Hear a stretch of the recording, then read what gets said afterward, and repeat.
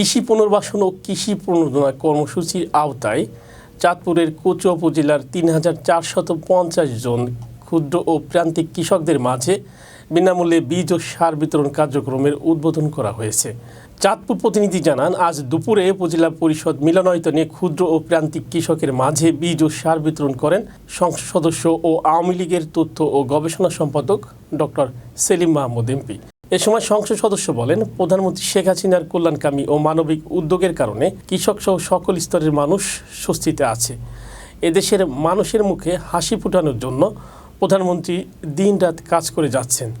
এছাড়াও একই দিনে দুর্যোগ ব্যবস্থাপনা ও ত্রাণ মন্ত্রণালয়ের মানবিক সহায়তা কর্মসূচির আওতায় অগ্নিকাণ্ডে ক্ষতিগ্রস্ত ৩০ পরিবারের মাঝে ৪৬ বান্ডিল ঢেউটিন ও ২,৮,০০০ টাকার চেক বিতরণ করেন সংসদ সদস্য ডক্টর সেলিম মাহমুদ এমপি।